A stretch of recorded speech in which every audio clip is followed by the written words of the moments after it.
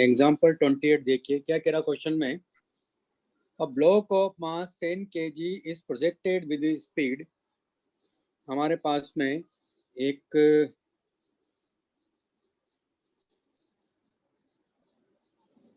ये block B है जिसका मास दिया इसने 10 kg और ये बी और इसकी इनिशियल वेलोसिटी 0 है और ऊपर वाले ब्लॉक को इसने वेलोसिटी दिया है जिसका मास इसने दिया है कि 10 kg है और इसको जो वेलोसिटी यहाँ दिया v इक्वल टू 10 मीटर पर सेकंड है।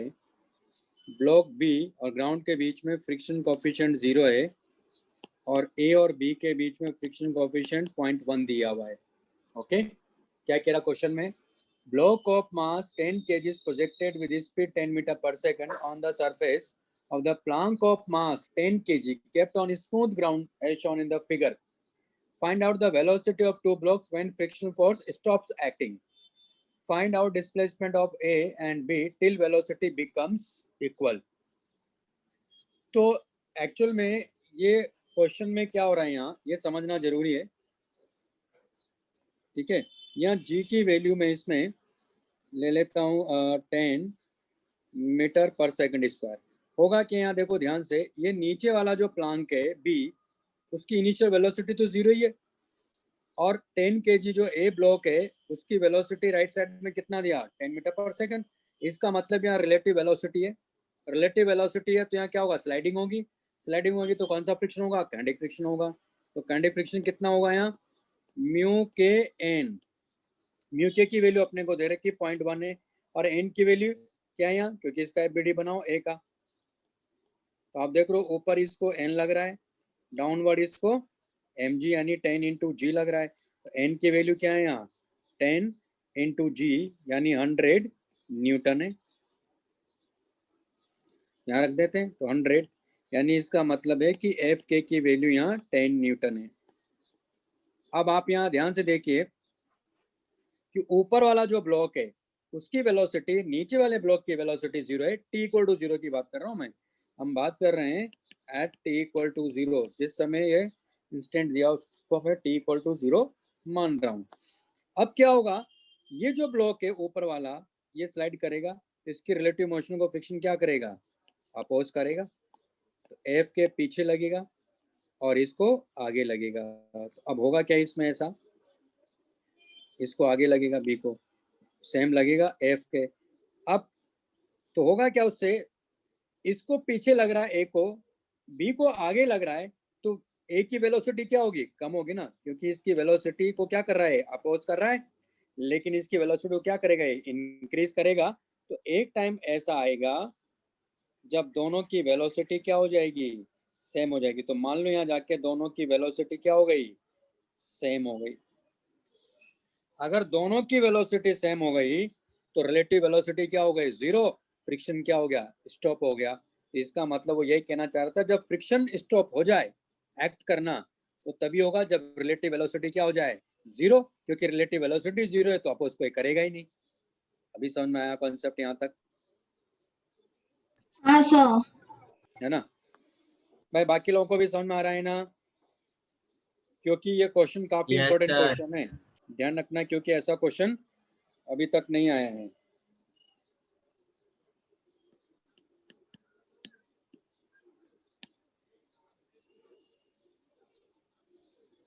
अब क्या करेंगे हम लोग? क्योंकि फ्रिक्शन लग रहा है तो कोई बात नहीं, इसका एक्सेलरेशन ए इधर होगा और इसका एक्सेलरेशन बी इधर होगा। वैसे तो दोनों का मैग्नीट्यूड में एक्सेलरेशन क्या सेम है, क्यों? क्योंकि दोनों का मास सेम है। तो हमारे पास आ जाएगा F K equal to 10 into ए, क्योंकि मैंने डायरेक्शन उधर ले ली। तो आप देख रहे हो कि एफ के की वैल्यू कितना है? 10 है। तो ए कितना आ गया? 1 मीटर पर सेकंड स्क्वायर। उसी तरह F K equal to 10 into B, F K कितना है? 10 न्यूटन। तो बी कितना हो गया? 1 मीटर पर सेकंड स्क्वायर। तो बी की वेलोसिटी बढ़ रही है, ए की वेलोसिटी डिक्रीज कर रही है। ओके, दोनों की वेलोसिटी सेम हो गई। अब हमें मालूम है कि इंडिविजुअल पर जो एक्सेलरेशन वो कांस्टेंट है। अगर इंडिविजुअल पर एक्सेलरेशन कांस्टेंट है तो हम लोग क्या करेंगे? हमारे पास बेस्ट पार्ट क्या है? हम लोग v equal to U plus A T लगा देंगे। तो पहले दोनों की वेलोसिटी सेम है, तो मैं बात कर रहा हूँ फॉर ए की वेलोसिटी क्या है 10 माइनस 1 इंटू टी। फिर फॉर बी बात कर लेते हैं, तो final velocity v initial 0 plus 1 into T, दोनों को क्या होना चाहिए इक्वल। तो इक्वेशन नंबर 1 इक्वेशन नंबर 2, तो 1 इक्वल टू 2 है, तो सिंस 1 इक्वल टू 2 तो 10 minus T equal to T, यानी इधर आया 2t, तो t इक्वल टू कितना हो गया 5 सेकंड, यानी 5 सेकंड में दोनों की वेलोसिटी क्या हो जाएगी सेम हो जाएगी। तो इसने कहा पूछा कि वेलोसिटीज क्या है, तो रख दो इसमें, तो दोनों की वेलोसिटी आ गई 5 इंटू 1 5 मीटर पर सेकंड। अब और क्या पूछ रहे हो,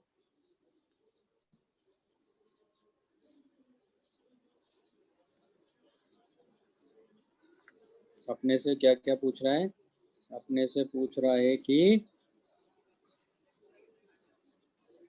वेलोसिटी बताओ, find out displacement, find out velocity of two blocks, ये तो हो गया आंसर हमारे पास कितना आ गया 5 मीटर पर सेकंड। फिर पूछ रहा है displacement of A and B, सीधा सीधा डिस्प्लेसमेंट यहाँ से ले लेंगे, S A equal to U T plus half A T square, U कितना है यहाँ 10 माइनस हाफ इंटू 1 इंटू 5 का होल स्क्वायर। ओके, तो कितना आ गया है देखो, एस ए कितना आ जाएगा, सॉरी 5 इंटू टी भी तो करेंगे ना, तो ये आ गया हमारे पास में 50 माइनस 12.5, यानी आ गया 37.5 मीटर। ये तो एस ए आ गया। एस बी की बात करेंगे तो यू तो जीरो ही है उसका, प्लस हाफ इंटू 1 इंटू 5 का होल स्क्वायर, यानी कितना हो गया 12.5 मीटर। ये आंसर आ गए, लिख लो इसको। तो ये क्वेश्चन काफी अच्छा क्वेश्चन है। सर अगर रिलेटिव वेलोसिटी इक्वल हो गया तो फ्रिक्शन स्टॉप हो जाता है ना? हाँ, तो हो गया ना, फाइनली स्टॉप हो गया ना, तो लेकिन वो तो उस इंस्टेंट पर यानी t इक्वल टू 5 सेकंड पे जाके हुआ ना, उसके पहले तक तो लग ही रहा था। Okay sir.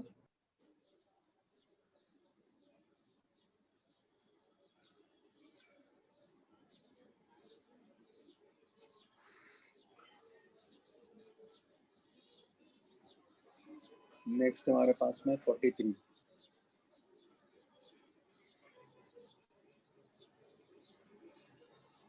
हम्म 43 दिया था ना मैंने, बहुत ये भी अच्छा क्वेश्चन है।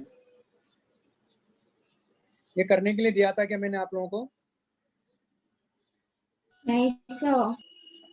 अभी नहीं दिया ना, अभी मैंने work theorem for a system नहीं पढ़ाया ना आप लोगों को, अभी पार्टिकल मैंने पढ़ाया, फॉर अ सिस्टम पढ़ाया क्या? नहीं सर। हाँ, तो ठीक है, तो फिर बाद में करेंगे। उसके पहले किसी ने एक क्वेश्चन भेजा है, किसने भेजा है वो कर लेता हूँ पहले, मैं ग्रुप पे एक क्वेश्चन आया था।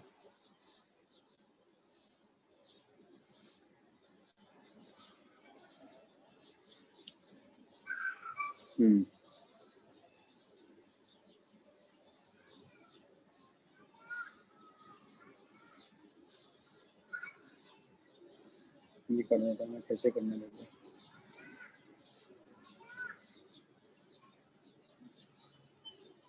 लिख लिया क्वेश्चन? हाँ सर। नहीं सर। ऊपर का तो लिख लिया था ना वो, हाँ सर। लिख लीजिए।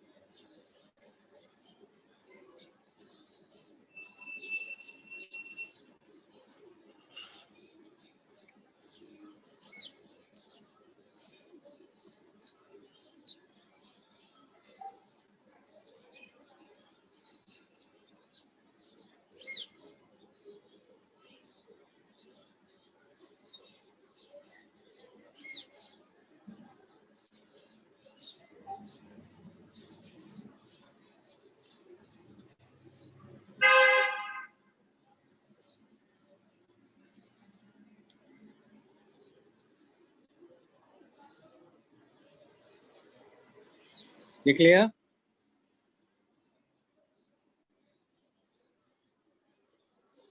मेरी आवाज आ रही ना? Yes sir. लिख लिया क्या? हाँ सर। नहीं, आपने तो पहले लिख लिया था, इन लोग बाकी लोगों ने। Yes sir. अब जैसे ये क्वेश्चन है व्हाट्सएप पे भेजा मुझे, देखो क्या करना था। ये भी काफी अच्छा क्वेश्चन है। ये पुली है और ये क्या, पहले केस बताता हूं। इसने कहा a light is A is held and B is in static equilibrium. मतलब ये हुआ, यहाँ पहला केस में ले रहा हूँ, यहाँ केस 1, ये स्प्रिंग है, इसको हेल्ड कर मतलब कैसे ना कि ए इज हेड, मतलब इसको हमने एक तरह से फिक्स किया हुआ है और बी को सस्पेंड किया हुआ है, तो बी इक्विलिब्रियम पर है। तो बी इक्विलिब्रियम पर है, इसका मतलब इसको डाउनवर्ड क्या लग रहा है, 2mg। अब अगर ये रुका हुआ है तो इसका मतलब ऊपर की तरफ इसको T1 लग रहा होगा, तो इसको यहाँ भी T1 लग रहा होगा और इसको यहाँ भी T1 लग रहा होगा, तो यहाँ भी T1 लग रहा होगा। इसमें मान लेते हैं x1 का एक्सटेंशन है, इसका मतलब अगर x1 का एक्सटेंशन है तो T1 इक्वल टू क्या होगा, यहाँ kx1 होगा।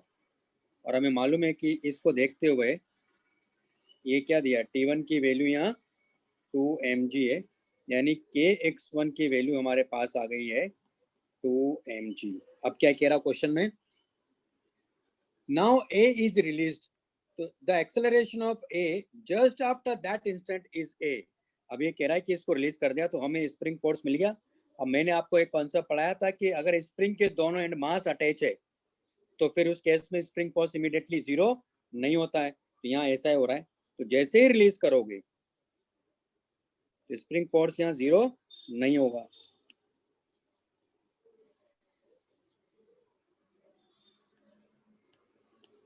तो जैसे इसको रिलीज करोगे आप,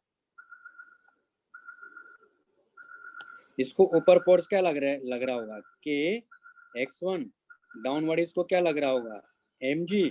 इसका एक्सेलरेशन मैंने मान लिया ऊपर की तरफ a, तो क्या लिखोगे, kx1 minus mg equal to ma।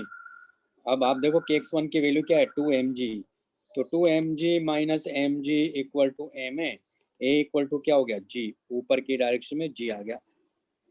दूसरा केस कह रहा है B इज हेल्ड, यानी B को एक तरह से फिक्स कर दिया है।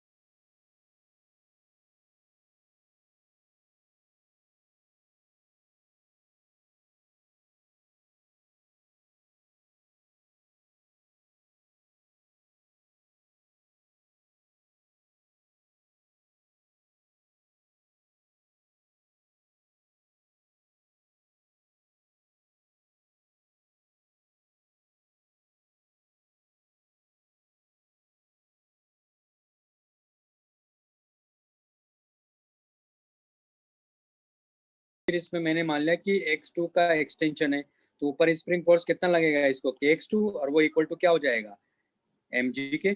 अब B को रिलीज कर दिया, B को जैसे रिलीज करेंगे तो क्या होगा, यहाँ देखो किसका एक्सेलरेशन चाहिए अपने को, B का ही चाहिए।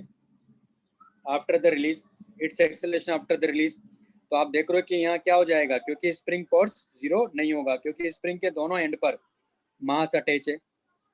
हरी बात सुन में, ये ध्यान रखना है, ये मास अटैच पूरी, इसे पूरी हाँ, स्प्रिंग का ही पार्ट माना जाता है। मास अटैच होने की वजह से स्प्रिंग फोर्स इमीडिएटली जीरो नहीं होता है, तो इमीडिएटली क्या रहेगा यहाँ T2 इक्वल टू KX2 रहेगा। तो इसका मैंने क्या क्या देखो, इसका मैंने FBD बनाया है इसका, इस पर डाउनवर्ड क्या लग रहा है 2mg, ऊपर क्या लग रहा है T2, 2mg minus T2 equal to 2mb। Okay हाँ ये, सर। और T2 की वैल्यू हमारे पास क्या है यहाँ, T2 की वैल्यू ये है ना, T2 की वैल्यू ये जो कि ये किसके इक्वल है mg के, वो मैंने यहाँ यूज कर लिया, तो g की वैल्यू क्या मिल गई मुझे, g/2 मिल गई, डिवाइड किया तो मुझे आंसर 2 मिल गया। अभी क्लियर है? Yes sir. ये आपने पूछा था? हाँ सर। अच्छा, आप ही ने पूछा था, गुड। सर एक मिनट कॉपी करना है। हाँ हाँ, कॉपी कर लीजिए। ठीक है, अब एक और कंजर्वेटिव फोर्स का, तो वैसे मैंने आपको क्या बताया था, वर्क देख लो कि कहीं अगर 2 पाथ में या 3 पाथ में अगर वर्क सेम आ रहा है तो इसका मतलब वो कंजर्वेटिव है। लेकिन एक और तरीका है, वो बताता हूँ मैं।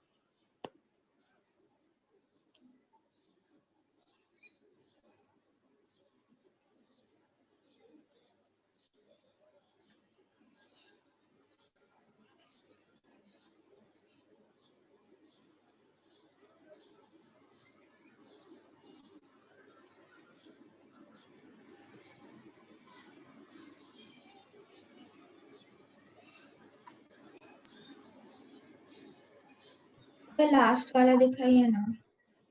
हाँ हाँ, लिख लिया नहीं तो? हाँ सर ये लिख लिया। सर एक बार ऊपर दीजिए। हाँ, ऊपर का देखना है, यस लिख लीजिए लिख लीजिए।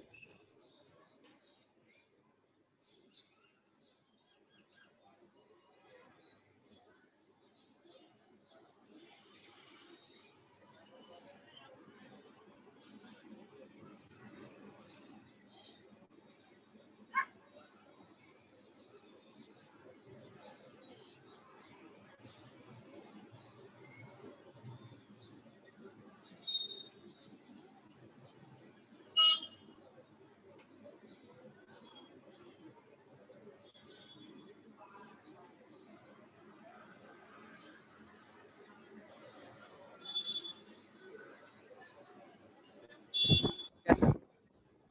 हो गया ना, ये लिख लो।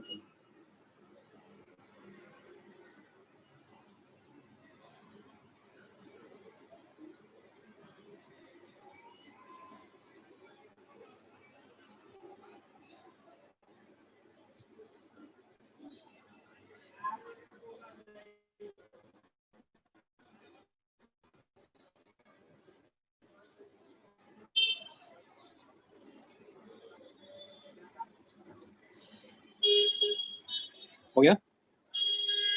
Yes sir.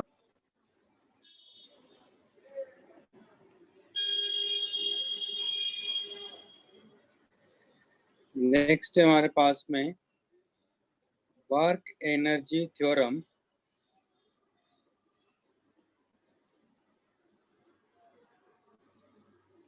फॉर, अच्छा एक मिनट पहले वो बताता हूँ ना यार मैं।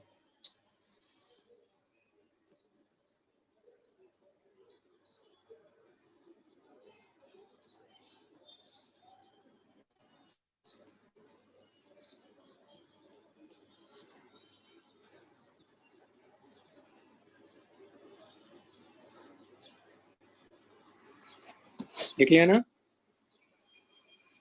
यस सर लिख लिया।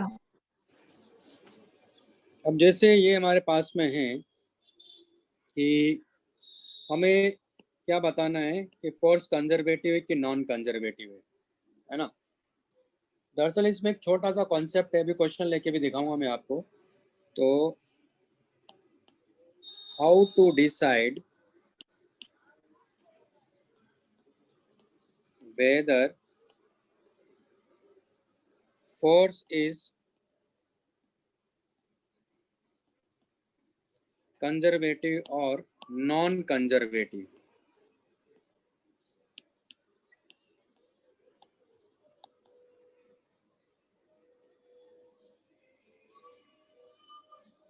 नहीं नहीं, ये नॉन कंजर्वेटिव नहीं, ऐसे नहीं है, बस ये इतना ही लिखो कि how to decide whether force is conservative और मतलब और नॉट।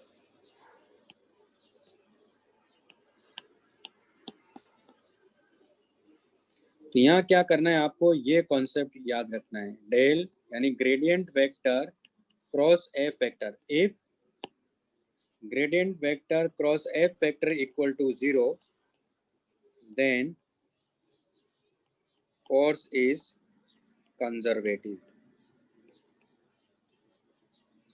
देखो कैसे, क्योंकि ये तो आपको पता ही है, ये तो del by del X I cap, del by del Y J cap, del by del Z K cap. जैसे एग्जांपल लेते हैं, पहला example, A factor equal to है हमारे पास में X I cap plus Y J cap. अब ये कंजर्वेटिव है कि नहीं ये चेक करना है, तो क्या करेंगे, फॉर्मूले में रखो, तो del by del X I cap, del by del Y J cap, del by del Z K cap cross X I cap plus Y J cap. इसको जीरो प्रूव करना है, क्लियर है। तो क्या करेंगे, पहले देखो आप, आई क्रॉस आई, आई क्रॉस आई क्या होता है, zero.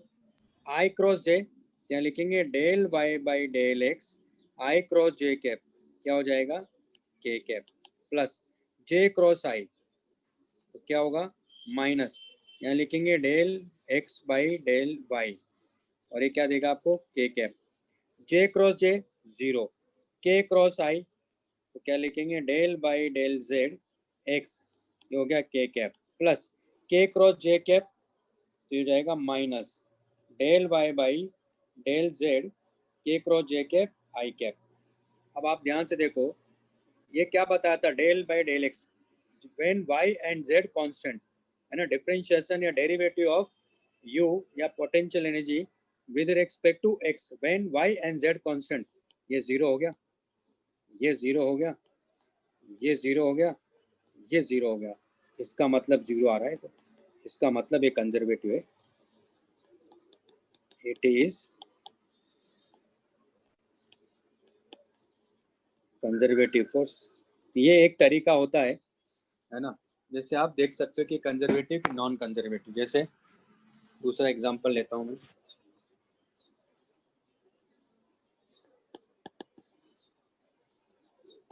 A factor equal to Y I cap plus X J cap. ये ट्राई करो आप, पहले लिख लो, पहले लिख लो उसको, फिर ये क्वेश्चन करना।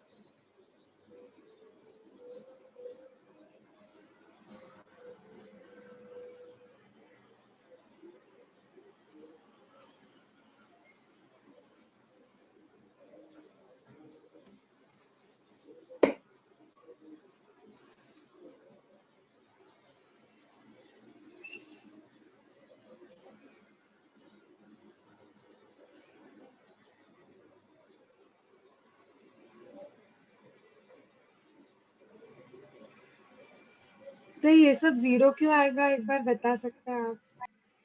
ये एक्चुअली जीरो, ये क्या है कि ये कॉन्सेप्ट जो है ना, वैसे तो आपके कोर्स में नहीं है, लेकिन ये एक इसको दरअसल हम लोग कार्ल बोलते हैं, तो कोई भी कंजर्वेटिव फोर्स का यानी ये एक तरह से राउंड ट्रिप को इंडिकेट करता है। तो जब भी इस तरह का कोई फंक्शन बनता है तो वो राउंड ट्रिप में क्या हो, इसका मतलब वो इंडिकेट कर रहा है कि कोई भी क्लोज लूप में अगर आप जाओगे तो हमेशा आपको 0 मिलेगा।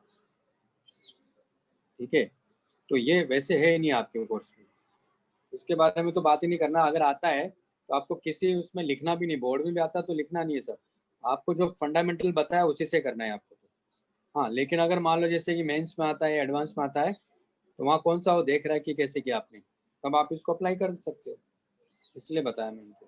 ठीक है,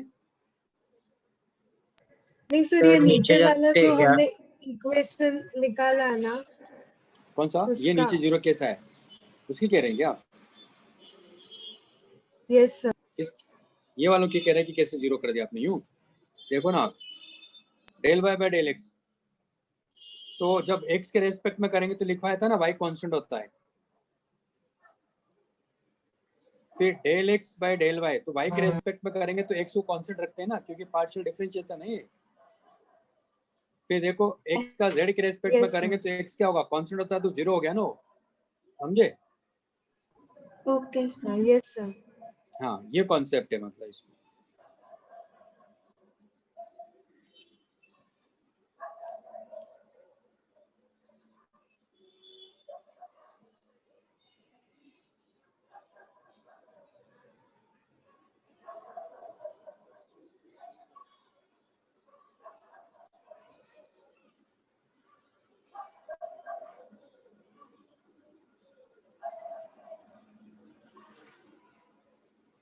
सर हो गया कॉपी करके? कॉपी कर लिया ना? हाँ। ये क्वेश्चन करो, इससे क्लियर होगा कुछ।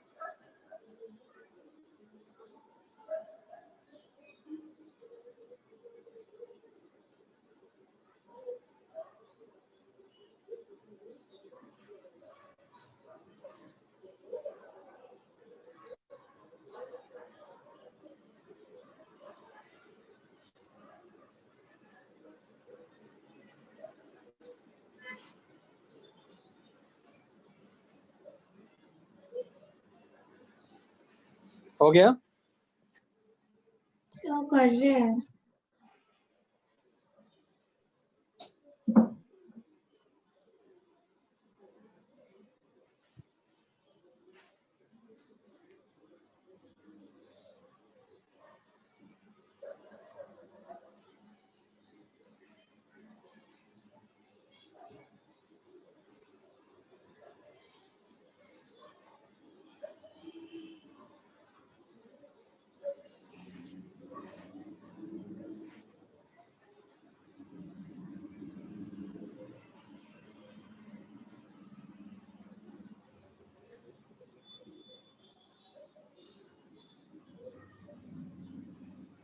सर पहले वाले क्वेश्चन में जे आएगा ना सर?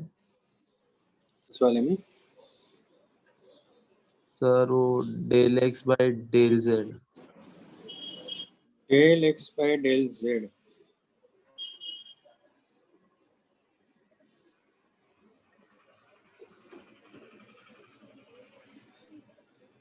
हाँ हाँ हाँ, तो कोई बात नहीं। हाँ, ये करो, जे कैप ही आएगा बिल्कुल।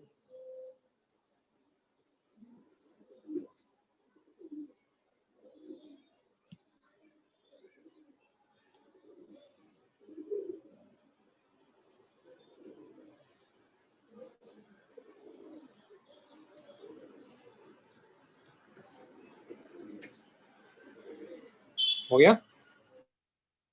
Yes sir. हाँ हाँ सर, हो गया। सर। मतलब समझ में आ गया ना क्या करना है? तो ये भी 0 आ जाता है, हाँ सर। हाँ सर। ये भी कंजर्वेटिव है।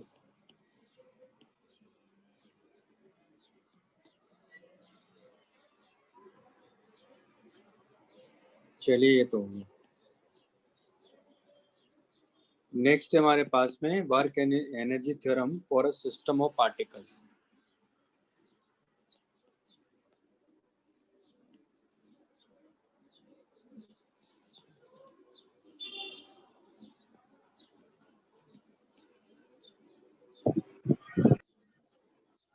System of particles, okay. तो जब ये बात कर रहा हूँ कि सिस्टम ऑफ पार्टिकल्स, इसका मतलब यहाँ हम जब भी बात करेंगे किसी सिस्टम की तो फिर पोटेंशियल एनर्जी को भी साथ में लेंगे। तो जो भी हमने पढ़ा है पोटेंशियल एनर्जी कॉन्सेप्ट, उसको यहाँ अप्लाई करेंगे। जो भी वर्क का कॉन्सेप्ट पढ़ा वो अप्लाई करेंगे, है ना। तो देखो कैसे करना होता है। तो ये काफ़ी इंपॉर्टेंट कॉन्सेप्ट है ना, समझना है। मैं टाइम दूंगा लिखने का, लिखना नहीं है अभी, हाँ सिर्फ समझना है अभी। तो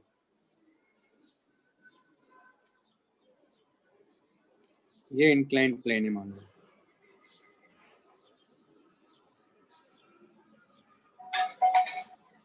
और ये हॉरिजॉन्टल सरफेस है।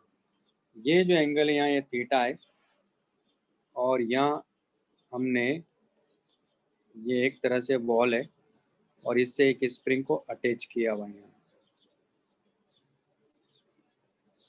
और ये ब्लॉक है। मान लेते हैं अभी स्प्रिंग अपने नेचुरल लेंथ पर है, इसका स्प्रिंग कांस्टेंट के है, और एक फोर्स मैं यहाँ लगा रहा हूँ एक्सटर्नल फोर्स एफ, और यहाँ जो आपको दिया है वो म्यू के दिया हुआ है ना। क्या दिया है? म्यू के। बस स्लाइड करेगा क्योंकि तो अभी ये नेचुरल लेंथ पर है,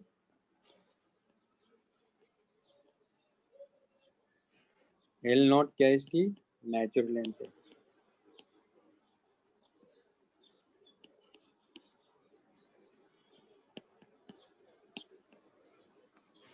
और इसकी यहाँ वेलोसिटी मैंने मान लिया कि यू है,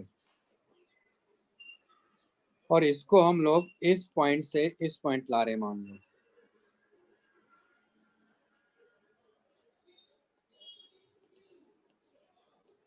बी पॉइंट, और ये मान लेता हूँ मैं कि ये एक्स नॉट है, ठीक है। और यहाँ इसकी वेलोसिटी हो जाती है जो कि फाइनल वेलोसिटी होगी, इसको वी फाइनल ले लेते हैं हम लोग, और इसको यू इनिशियल ले लेते हैं, ज़्यादा अच्छा रहेगा समझने के लिए।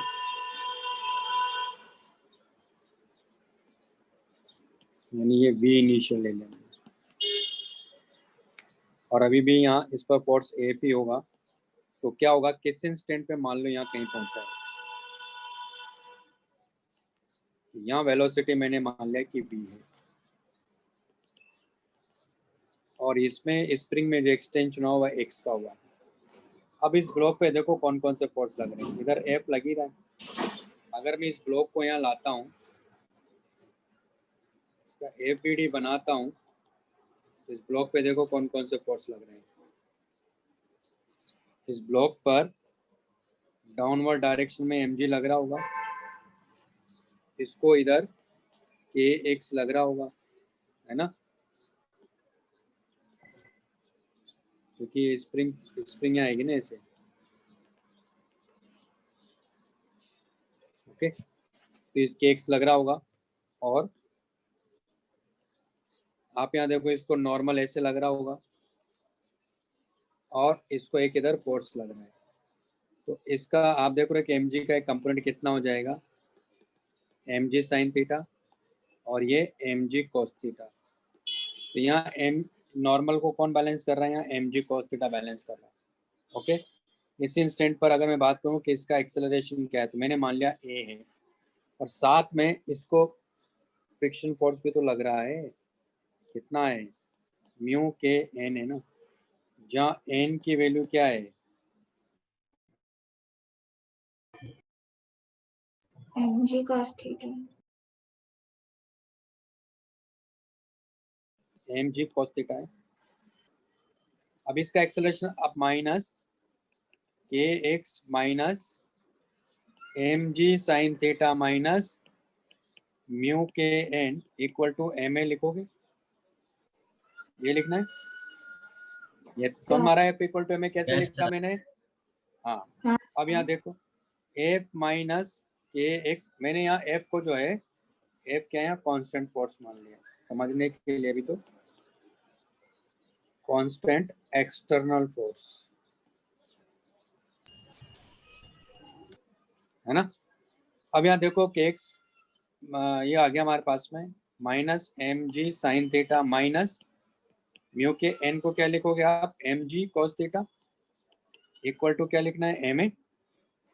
अब मैं आपको ही पता है कि ए को क्या लिख सकता हूँ मैं, तो एफ माइनस के X minus M G sine theta minus mu के M G cos theta equal to M A को लिख सकते हैं B D V by D X लिख सकते हैं। याद आ रहा है कॉन्सेप्ट? डी एक्स हाँ से सर। मल्टीप्लाई कर देता हूँ एफ डी एक्स माइनस के x d x minus M G sine theta into d x minus mu के M G cos theta d x और ये इक्वल टू क्या है एम बी डी वी और इसको इंडिकेट कर रहे हैं हम लोग 0 टू एक्स नॉट और इसको इंडिकेट करेंगे V initial to we final. Okay ये लिख लो फिर। क्या चीज बोलिए? यू इनिशियल लिया आपने वहाँ पे वी। हाँ मैंने यू लिया था लेकिन फिर मैंने ये मान लिया था वी इनिशियल ले लिया उसको। ठीक है यार, यहाँ ठीक है। डाउट है अभी भी? No sir.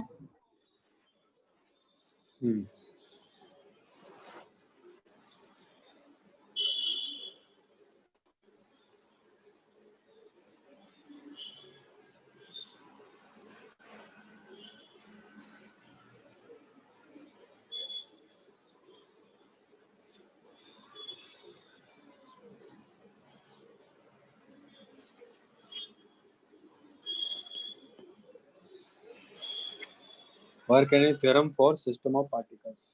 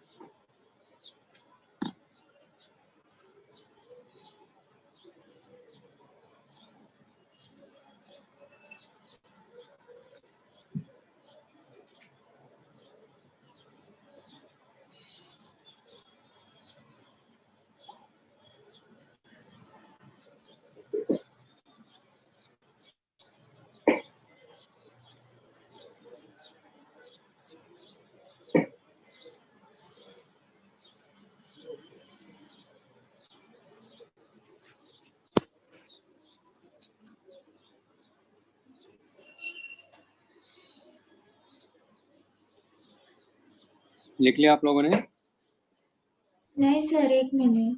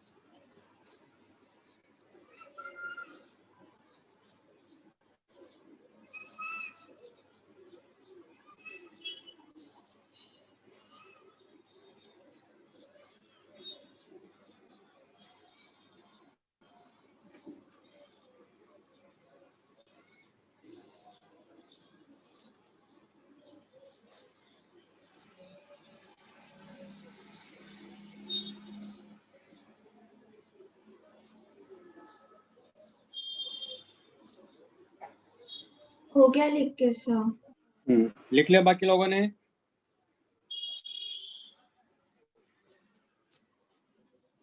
भाई बाकी लोगों ने लिख लिया क्या? आवाज ही नहीं है।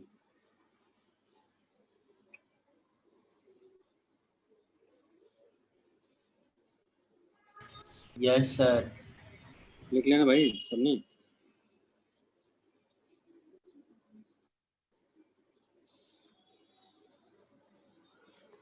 तो यहाँ देखो आप, तो सॉल्व करेंगे तो f तो कांस्टेंट है, तो dx का क्या होगा? x, तो लिमिट 0 to x नॉट, यहाँ क्या हो जाएगा?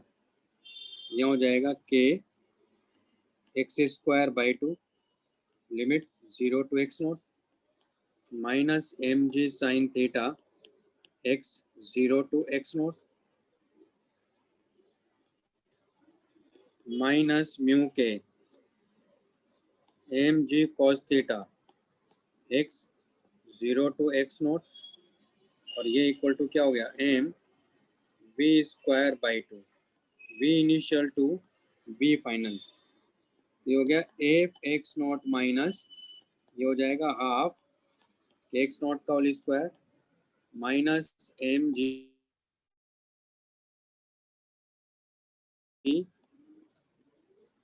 Sign theta x naught minus mu के M G cos theta x naught, और ये क्या हो जाएगा? एम वी फाइनल का whole square by 2 minus m v initial का होल स्क्वायर बाई 2। अब यहाँ देखो, ये दोनों वर्क को देखो आप, ये क्या है? देखो ये स्प्रिंग फोर्स का वर्क है कि नहीं? हाफ के एक्स नॉट का होल स्क्वायर, और ये ग्रेविटेशनल फोर्स का वर्क है ना, और ये फ्रिक्शन का वर्क है ना। इसको मैं ऐसे भी लिख सकता हूँ, और W external plus WC plus WNC equal to, ये हमारे पास में हो गया चेंज इन काइनेटिक एनर्जी, है ना,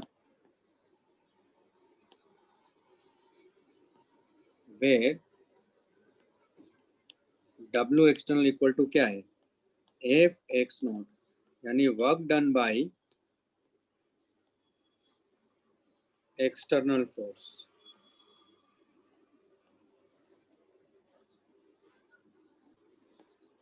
WC क्या है यहाँ देखो? Minus half K X not का whole square plus M ji sine theta x not, है ना। और आपको ये भी मालूम है ये इक्वल टू क्या होता है?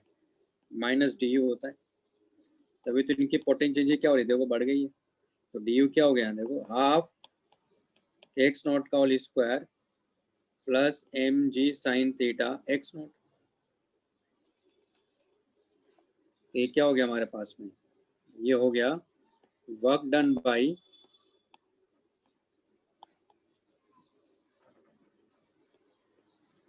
कंजर्वेटिव, क्योंकि स्प्रिंग फोर्स भी कंजर्वेटिव है, mg भी कंजर्वेटिव है, तो work done by conservative internal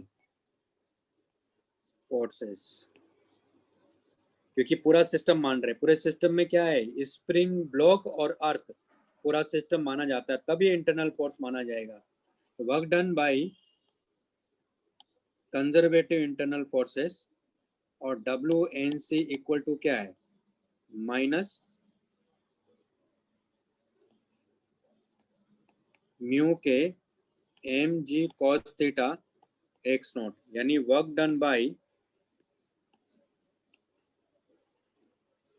non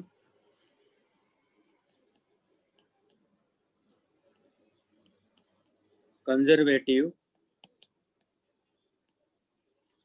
internal force, ठीक है। यानी सिस्टम के लिए जब भी वर्क एनर्जी थ्योरम की बात की जाएगी, तो change in kinetic energy equal to क्या होगा?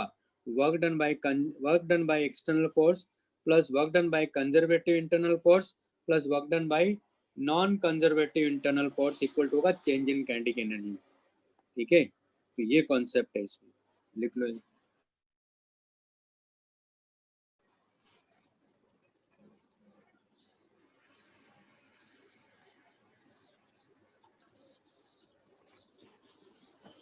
हो गया सर लिख के।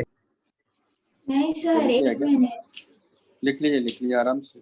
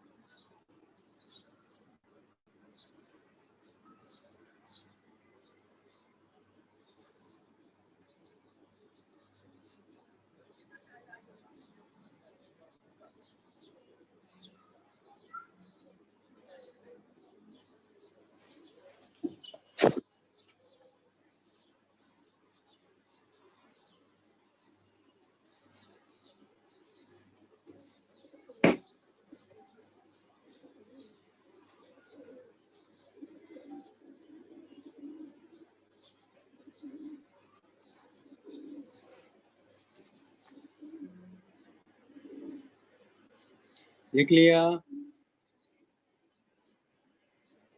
हाँ सर, लिख लिया। Sir 1 minute. 1 minute sir. हाँ हाँ लिख लीजिए।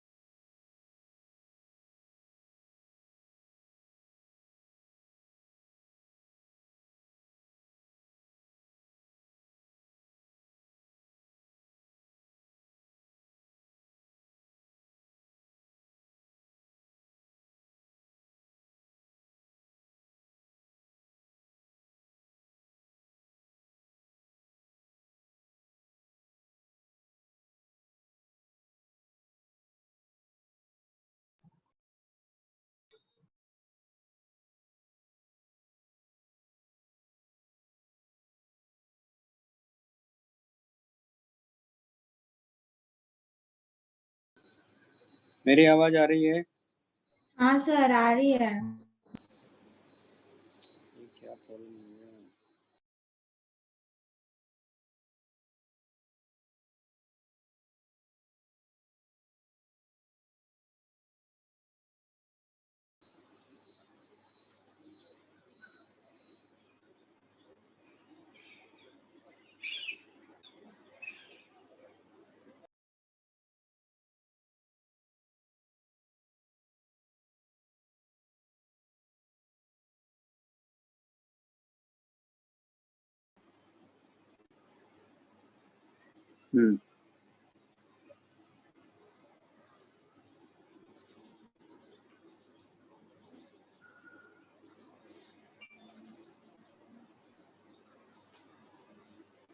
ये क्लियर है यहाँ तक, ये वाला कॉन्सेप्ट?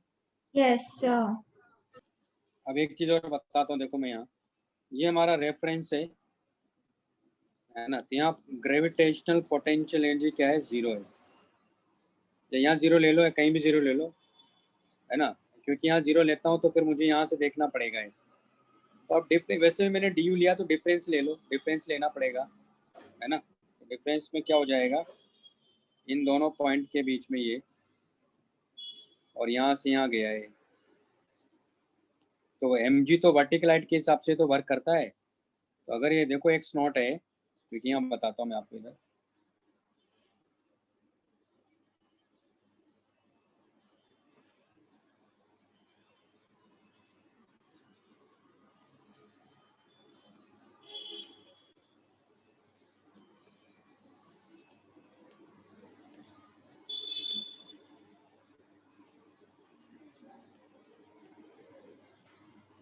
तो आप यहाँ देखो कि ये एक्स नॉट है,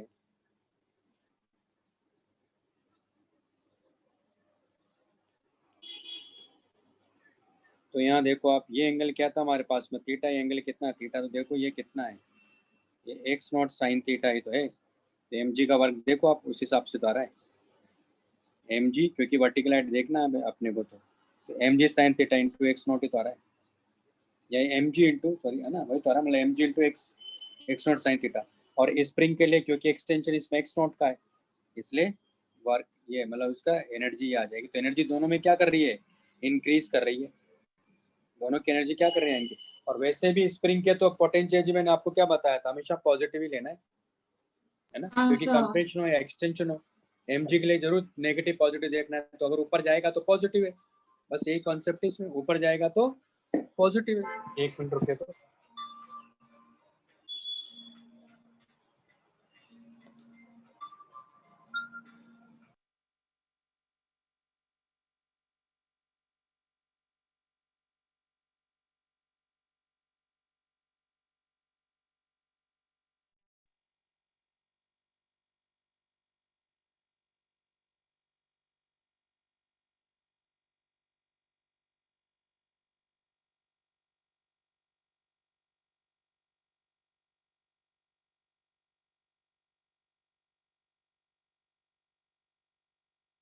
है, पॉजिटिव ही लेना, चाहे कंप्रेशन हो चाहे एक्सटेंशन हो। बस ग्रेविटेशनल पोटेंशियल जो ऊपर जाएंगे तो पॉजिटिव, नीचे जाएंगे तो क्या था, नेगेटिव लिखा था, ठीक है ना। हाँ सर। इसमें तो कोई डाउट नहीं होना चाहिए, ठीक है। अब चलो क्वेश्चन करते हैं, देखें। आपको याद होगा एक क्वेश्चन था जिसमें मैंने कहा था कि मैं आपको एक और तरीके से बताऊंगा। आपकी शीट का एक क्वेश्चन था, एक चेन को ऊपर लेके जा रहे थे, याद आ रहा है। हाँ सर।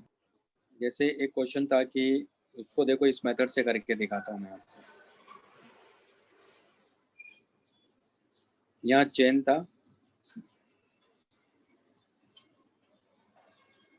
और इसकी लेंथ एल है ना, और इसका मास क्या था, एम था।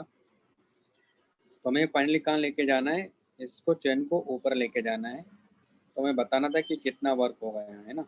यहाँ चेन आ गई है, तो हम इसको फोर्स किधर लगा रहे हैं, इधर एफ लगा रहे हैं। तो सिर्फ ऊपर लाना था अपने को। इसमें काइनेटिक एनर्जी क्या थी, चेंज इन काइनेटिक एनर्जी 0 थी। केवल इसको होता है ना, कई बार कोई सी चीज़ को हम लोग लाकर ऊपर रख देते हैं, वैसा ही हो रहा है यहाँ। तो चेन को ऊपर खींचा जा रहा है और ऊपर सरफेस पर रख दिया है ना। तो हमें बताना था कि कितना वर्क है। याद आ रहा है, एक्सरसाइज 1 का ही क्वेश्चन था, जिसको मैंने इंडिकेट करके भी यस दिखाया था आपको, Yes, sir. है ना। तो हमें इसमें वर्क निकालना है।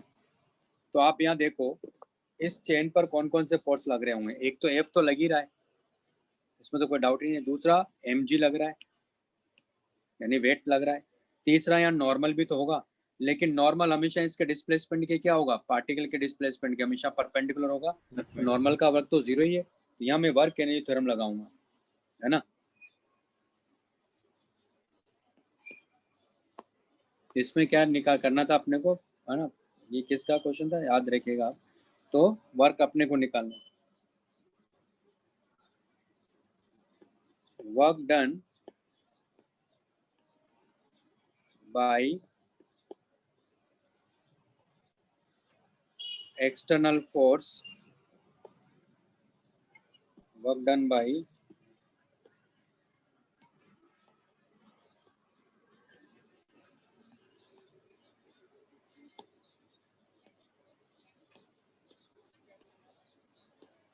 when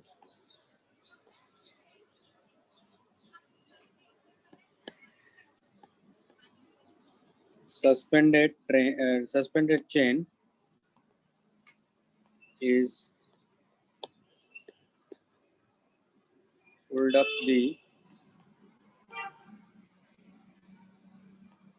to the table. ठीक है, तो मैं क्या कर रहा हूँ यहाँ पोटेंशियल एनर्जी जीरो मान लेता हूँ कि ग्रेविटेशनल पोटेंशियल यहाँ जीरो है. ओके, अब आप देखो हमारे पास में वर्क एनर्जी थ्योरम है, तो अप्लाइंग वर्क एनर्जी थ्योरम, तो work done by external force plus work done by conservative internal force plus work done by conservative non internal force equal to change in kinetic energy. अच्छा, यहाँ friction नहीं है ना, smooth surface है,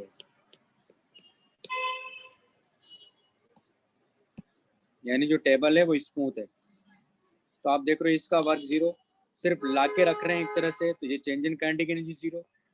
तो हमारे पास आ गया डब्ल्यू एक्सटर्नल, डब्ल्यू सी को क्या लिखते हैं हम लोग, माइनस डी यू लेते हैं ना, और ये इक्वल टू जीरो. यहाँ तक क्लियर है. डब्ल्यू सी को क्या लेते हैं, minus D U, W N से जीरो था, इसे W change in kinetic energy zero है यहाँ, तो डब्ल्यू एक्सटर्नल इक्वल टू क्या आ गया, डी यू, यानी you final minus u initial. You final क्या हो गया, क्योंकि मैंने यहाँ रेफरेंस पॉइंट पर पोटेंशियल क्या मान रखा, जीरो. इनिशियल इसकी पोटेंशियल क्या लिखेंगे, क्या लिखना सिखाया था मैंने, इसका सेंटर मास कहाँ है, यहाँ है, L/2. कितने पर है, L/2 पर. इसकी इनिशियल पोटेंशियल क्या लिखोगे आप, इनिशियल पोटेंशियल माइनस mg/L/2, और u फाइनल क्या है, जीरो, क्योंकि सारी चेन ओरिजिन सारी की सारी जो चेन है वो टेबल पे आ गई है, तो वहाँ की उसके टेबल का सरफेस मैंने क्या मान रखा, रेफरेंस लाइन मान रखा है, जहाँ पोटेंशियल क्या है, जीरो है. जीरो. तो आंसर क्या आ गया, देखो आप यहाँ इसमें रख दो, तो यही तो आंसर आ रहा था वहाँ. तो डब्ल्यू एक्सटर्नल इक्वल टू क्या रहा, देखो फाइनल जीरो माइनस mg/L/2, कितना आ गया आंसर, mg/L/2, यही आंसर था. बात समझ में आ गई. Yes, sir. तो आपको इंडिकेट करने की जरूरत नहीं, बस इसमें है कि सेंटर मास का कॉन्सेप्ट पता होना चाहिए ऐसे क्वेश्चंस के लिए, तो आ जाएगा. अब बात करते हैं जो एग्जांपल 43 जो है उस पर आ जाते हैं.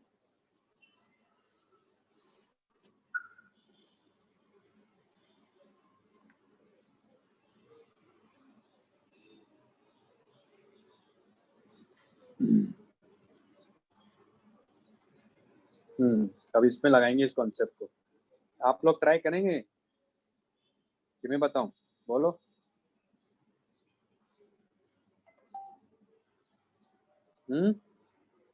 सर आप बता दो.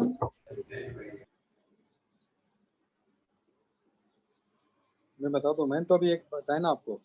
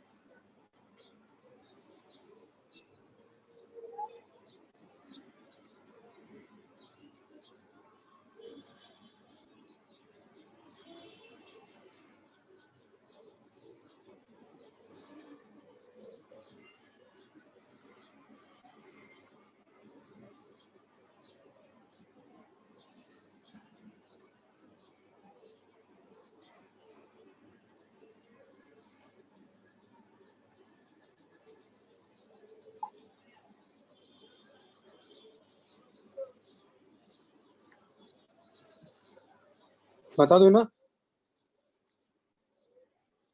ऐसा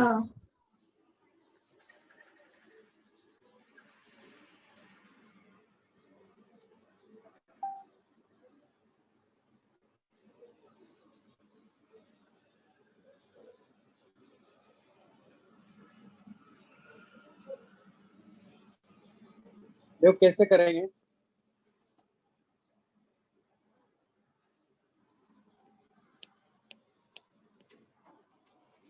In the given figure, uniform rod of mass m, length L is hinged at one end. Find the work done by applied force in slowly bringing the rod to the inclined position. देखो क्या कह रहा है ये।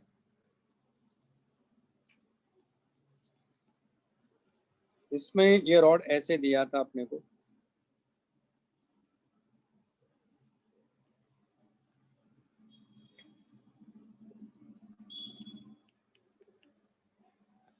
इसकी जो length है वो L है,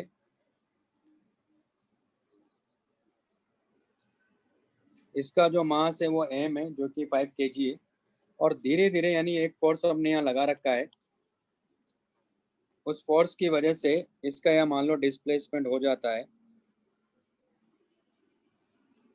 तो ये कितना रोटेट कर गए इसमें, ये रोटेट कर गई है थीटा जो कि 60 डिग्री है, वैल्यूज बाद में रखेंगे हम लोग।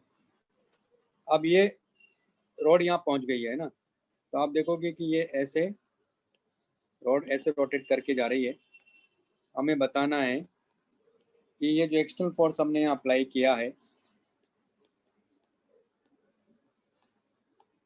इसके बारे में कोई इंफॉर्मेशन नहीं है, लेकिन फिर भी हम लोग इसका वर्क निकाल सकते हैं। तो ये कह रहा है कि स्लोली लेकर गए। मेरा क्वेश्चन में uniform rod of mass M length L is hinged at one end, find the work done by applied force in slowly bringing the rod to the inclined position, है ना। तो हमें एक्सटर्नल फोर्स का work चाहिए, जो force हमने apply किया उसका। तो आप यहाँ देखो इस रॉड पे कौन कौन से फोर्स लग रहे होंगे। तो यहाँ मैं रेफरेंस पॉइंट ये मान लेता हूँ कि मैंने मान लिया कि पोटेंशियल यहाँ जीरो है। वैसे तो पोटेंशियल कहीं भी आप जीरो मान लो, उस हिसाब से हम लोग लिखेंगे, लेकिन जब ग्रेविटेशनल पोटेंशियल आप जीरो मानोगे तो उसके ऊपर पोटेंशियल पॉजिटिव लेना है और उस रेफरेंस लाइन के नीचे पोटेंशियल नेगेटिव लेना है, ठीक है। तो ये हमारा एक तरह से रेफरेंस लाइन यहाँ हो गया। तो इसकी वजह से अपने को क्या चाहिए, पोटेंशियल लिख लेंगे, कोई दिक्कत नहीं है। तो अब इसको देखो आप, इस पे क्या क्या फोर्स लग रहे होंगे। तो ये जब रोड होगी किसी इंस्टेंट पर, तो एक तो देखो इस पर एक्सटर्नल फोर्स लग रहा है, इस पर डाउनवर्ड mg भी लग रहा है, और ऐसा नहीं कि यहाँ हिंज फोर्सेस नहीं होंगे, नॉर्मल भी तो होगा। तो नॉर्मल का एक कंपोनेंट इधर होगा, नॉर्मल का एक कंपोनेंट इधर होगा। लेकिन आप ये देखो जिस पॉइंट पर ये हिंज है, इस पॉइंट ओ के अबाउट यहाँ ये जो फोर्सेस यहाँ आ रहे हैं, नॉर्मल के जो कंपोनेंट आ रहे होंगे, इनका वर्क होगा क्या यहाँ, ये जो nx और ny है उसका वर्क होगा क्या। No sir. वर्क की डेफिनेशन क्या बताई थी, वर्क की डेफिनेशन क्या बताई थी।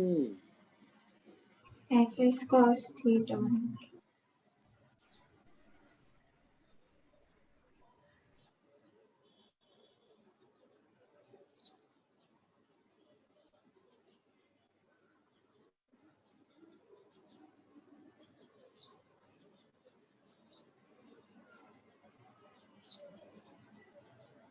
ठीक है,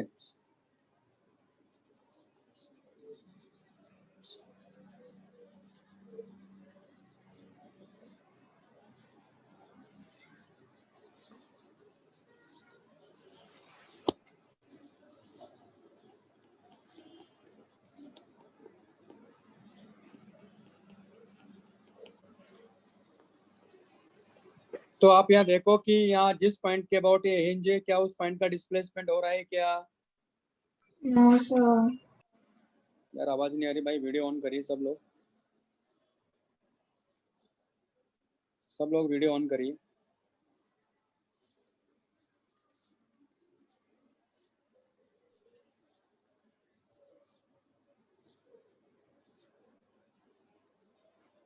सब लोग पता नहीं सो रहे क्या कर रहे हैं, देखो नींद निकल रहे सब में, नींद आ रही है। पार्थ वीडियो ऑन करो।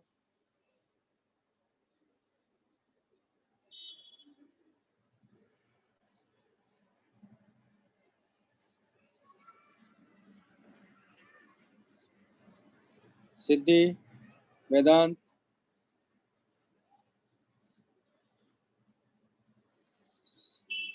सिद्धि वीडियो ऑन करिए। सिद्धि क्लास में है ही नहीं मेरे ख्याल से।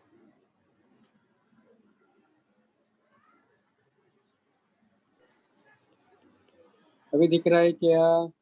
हाँ सर। हाँ सर। हाँ, अब यहाँ देखो, वर्क के थ्योरम लगा तो work done by normal, work done bye mg, work done bye f external, और ये इक्वल टू क्या है यहाँ? 0, क्योंकि चेंजिंग कंडीशन तो 0 ही है, क्योंकि उसने कहा स्लोली लेके जा रहे हैं। तो नॉर्मल का वर्क 0 है, बचा कौन? mg। अब आप देखो mg का वर्क मतलब इसको क्या लिखोगे? माइनस डी यू प्लस डब्ल्यू एक्सटर्नल इक्वल टू 0 लिखोगे ना भाई। इसको क्या लिखोगे? माइनस डी यू, तो डब्ल्यू एक्सटर्नल इक्वल टू क्या लिखोगे? D u. डी यू मतलब u final minus u initial, या potential energy final minus potential energy initial. Potential energy initial देखो क्या होगी, क्योंकि रॉड है तो इसका सेंटर मास कहाँ है? यहाँ है। कितनी डिस्टेंस होगी ये? L/2 पर होगा ना। अब यहाँ देखो दूसरे टाइम में यहाँ आ गया सेंटर मास, तो इसकी हाइट देखना है आपको। तो क्या देखना है? Vertical height. तो आप यहाँ देखो ये लेंथ कितना है? L/2 होगा। अगर L/2 तो एंगल कितना? थीटा। तो ये डिस्टेंस क्या लिखोगे आप?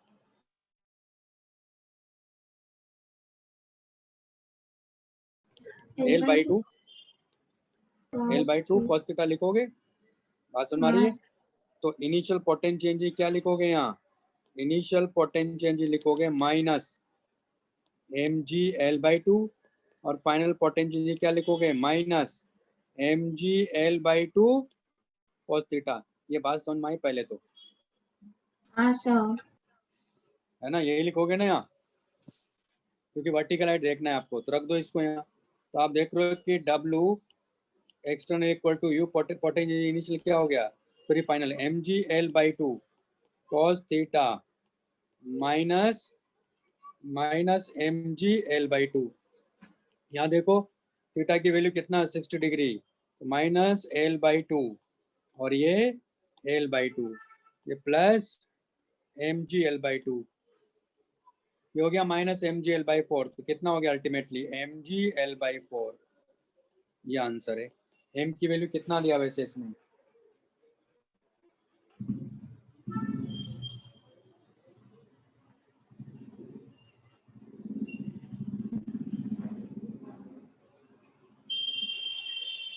तुम्हारे पास आ गया m की वैल्यू। m की वैल्यू कितना है यहाँ?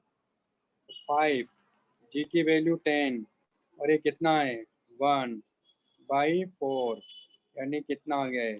12.5 जूल। ये आंसर आना चाहिए, ठीक है ना? तो इसने 9.8 ले लिया तो कोई बात नहीं, मैंने ये ले लिया, उससे कोई फर्क नहीं पड़ता, लेकिन आ गया 12.5 जूल आ गया इस केस में। अभी समझ में आया कैसे कॉन्सेप्ट यूज करना है? हाँ सर। ये लिख लो।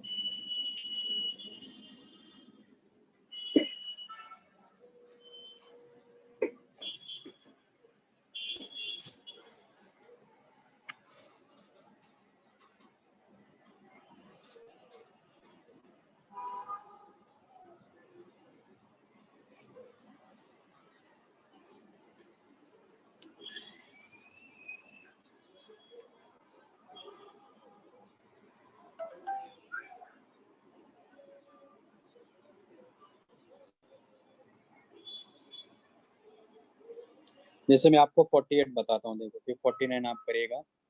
एग्जाम्पल 48 कैसे करना है? सर लास्ट वाला दिखाओ ना। हाँ हाँ, एक मिनट, ये लिख लिया ना? हाँ सर।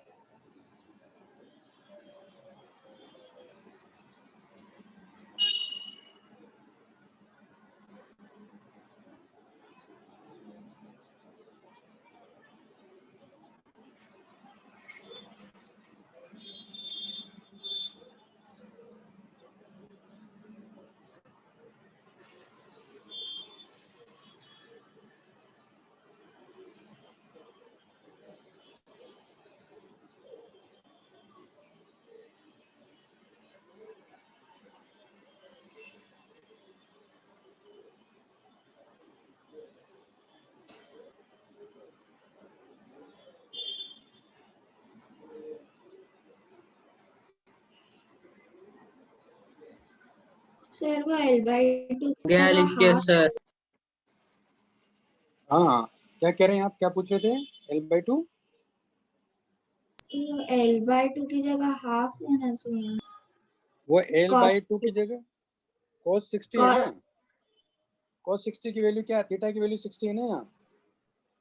सर वो L/2 लग रहा है। नहीं सर, वो 1/2 है दरअसल।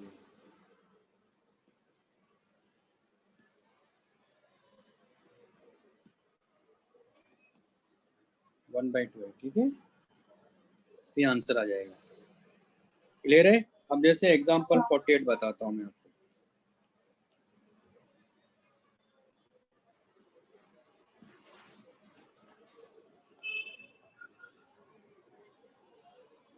एग्जाम्पल 48 में क्या कह रहा है देखो। एग्जाम्पल 48 में क्या हो रहा है कि ये पेग है, मतलब एक यहाँ एक तरह से नेल लगा रखी है और ये चेन है।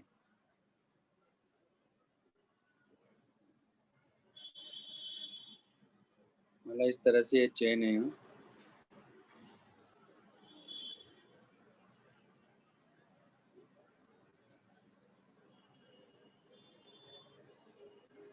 तो क्वेश्चन में कह रहा है find out work done by external agent to slowly hang the lower end of the chain to the peg. मतलब क्या हुआ, लोअर एंड को यहाँ से उठा के यहाँ ले जा रहा है इस पेग पर, है ना। तो यानी ये हो गया एक्चुअल में ऐसा।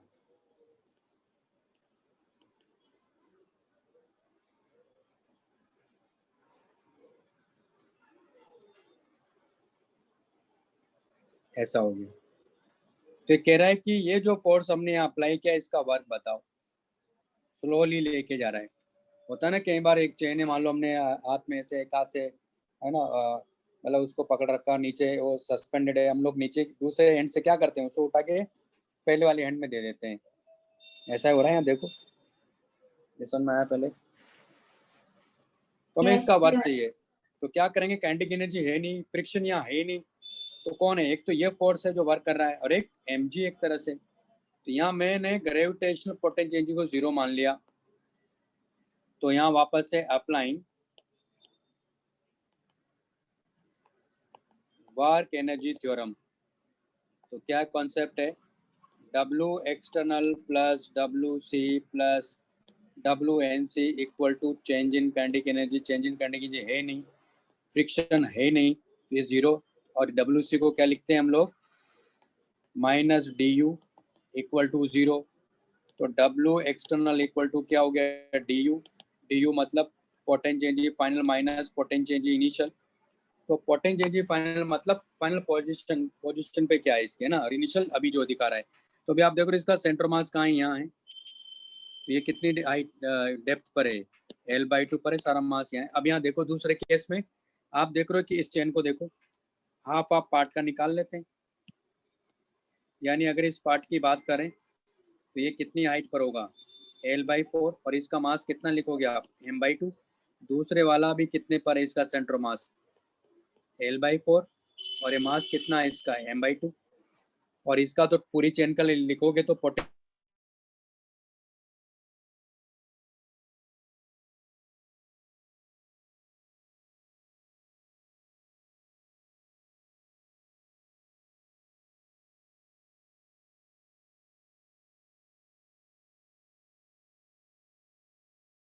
इनिशियल क्या लिखोगे, देखो आप यहाँ,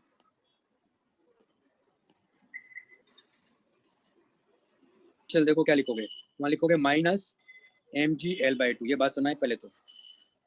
और इसके लिए लिखोगे फाइनल पोटेंशियल, तो क्या लिखोगे आप, माइनस m/2g। L/4 एक का ही है तो 2 से मल्टीप्लाई कर देंगे क्योंकि 2 है ना वहाँ। ये समझ में आया, रख दो। तो पहले इसको सॉल्व कर ले तो कितना आ रहा है, माइनस mg/L/4, तो रखो। तो W external equal to minus mg/L/4 minus minus mg/L/2 हो गया mg/L/4। यही आंसर है भाई, बात समझ में आई। सर तो W एक्सटर्नल है यानी एक्सटर्नल फोर्स ने इतना वर्क किया। अब आप 49 आप करोगे, लिख लो इसको।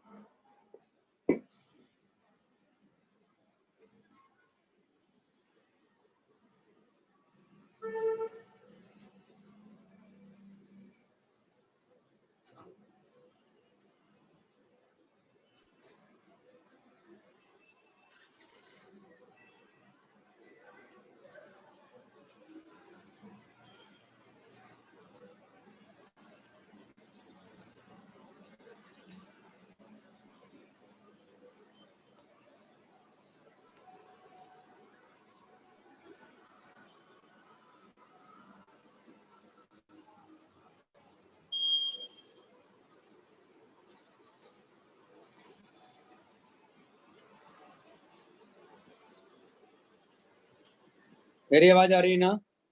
Yes, हाँ sir. सर आ रही है।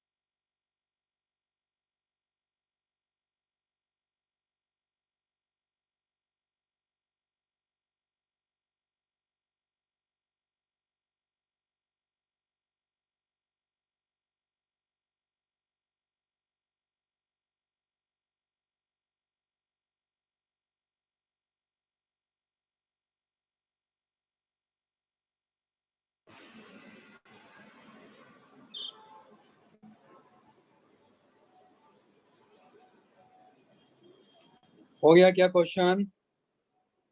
Sir 1 minute.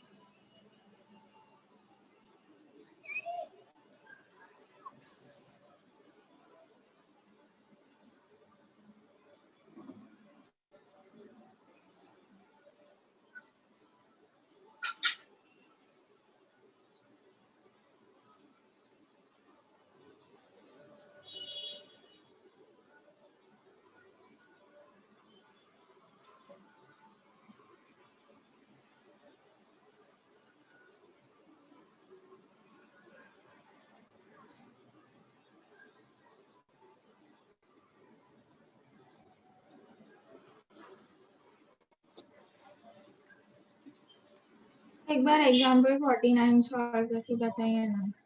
हाँ चलो बताता हूँ।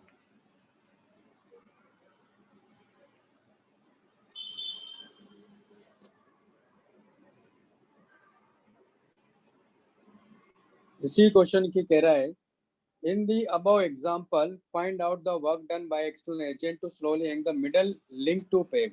अब देखो इसी क्वेश्चन में क्या था, ये 4080 है ये, और इसमें चेन ऐसा है,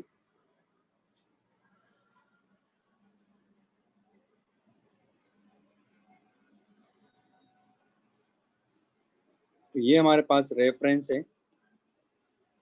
तो यहाँ पोटेंशियल ग्रेविटेशनल पोटेंशियल जीरो माना हमने। ये कह रहा है कि मिडल पार्ट को हम लोग फोर्स लगा रहे हैं, तो ये L/2 है और फोर्स F यहाँ लगाया जा रहा है। तो फाइनली क्या हो जा रहा है, क्योंकि यहाँ से ये बेंड होगा, ये चेन ऐसे हो जाएगी।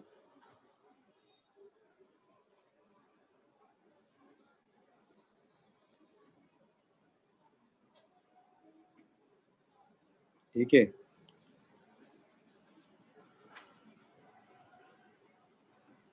अभी समझ में आया क्या हो रहा है यहाँ? Yes sir.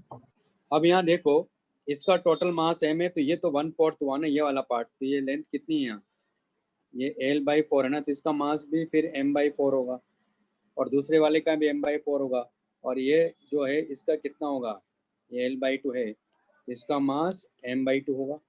ओके, अब यहाँ पोटेंशियल लिखेंगे, पहले इनिशियल पोटेंशियल लिखते हैं हम लोग। इनिशियल पोटेंशियल क्या लिखोगे आप यहाँ, तो लिखोगे माइनस mg/L/2 ना, क्योंकि सारा मास तो मिड पॉइंट पर ही है। अब इसका मिड पॉइंट कहाँ है, इसका मिड पॉइंट यहाँ है ना, इसका मिड पॉइंट यहाँ है ना, जो कि कितनी डिस्टेंस है, ये L/8 हो जाएगा ना, ये बात समझ में आई पहले तो। और इसका कहाँ है, यस सर। L/4 पर है, तो फाइनल पोटेंशियल क्या लिखोगे आप यहाँ लिखोगे m/4 इंटू जी इंटू L/2 माइनस के साथ इंटू 2, क्योंकि दो पार्ट है ना, एक इधर का है और एक इसकी। अब इसकी बात करते हैं इस वाले की, तो माइनस क्या लिखेंगे m/2 जी और ये L/4, तो हमारे पास कितना आ गया देखो, ये हो जाएगा 16, यानी mg/L/16 माइनस mg/L/4, तो ये हो जाएगा माइनस 3mg/L/16, है ना। नहीं सॉरी, ऊपर नीचे फोर्स किया तो 5 होगा ना, ये 5 हो जाएगा।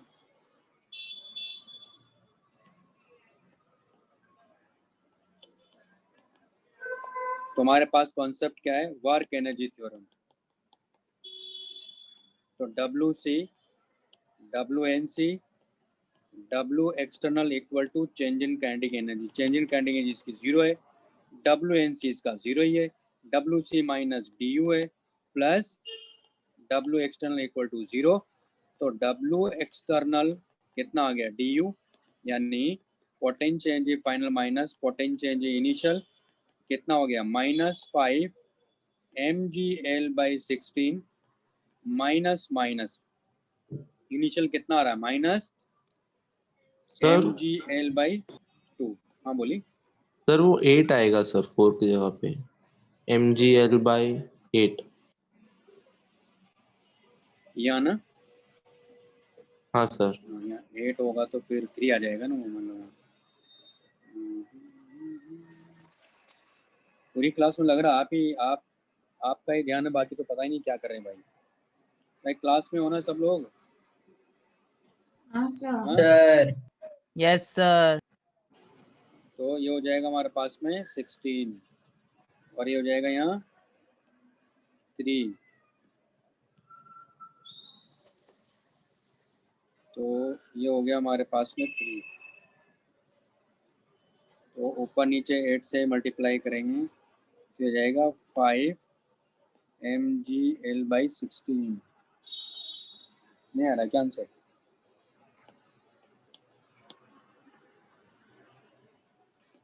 ठीक है ना, हाँ सर।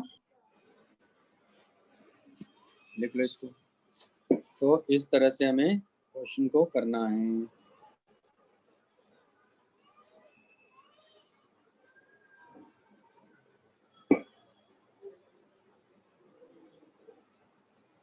अभी भी टॉपिक कंप्लीट नहीं हुआ, मुझे लगा हो जाएगा आज।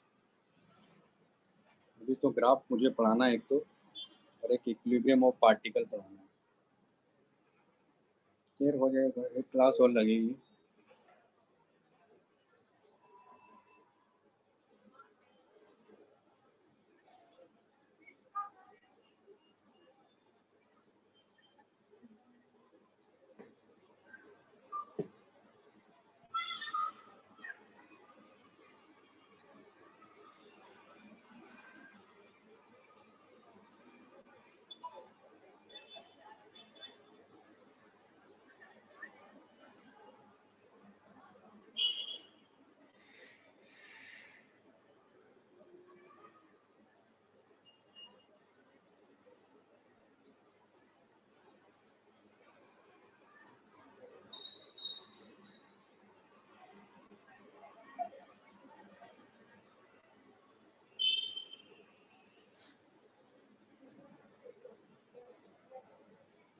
सर हो गया, कॉपी कर। हो गया ना? चलो फिर आज इतना ही करेंगे, है ना? और आप इन 5-6 दिनों को ऐसे वेस्ट मत करिएगा, ऑनेस्टी के साथ स्टडी करिएगा। जो भी वीक है उस पर ज़्यादा फोकस रखिएगा, जो वीक है सबसे पहले उसी पर ध्यान देना है, क्योंकि जो आपका स्ट्रांग हो गया वो तो हो ही गया ना, वो तो हो ही जाएगा, आगे भी आप बना ही लोगे क्वेश्चन। लेकिन जो चैप्टर या जो सब्जेक्ट वीक है पहले उस पर फोकस करना है, ठीक है? तो हो जाएगा, कोई दिक्कत नहीं, ठीक है? चलिए फिर, ओके, बाय बाय, मिलते हैं, है ना?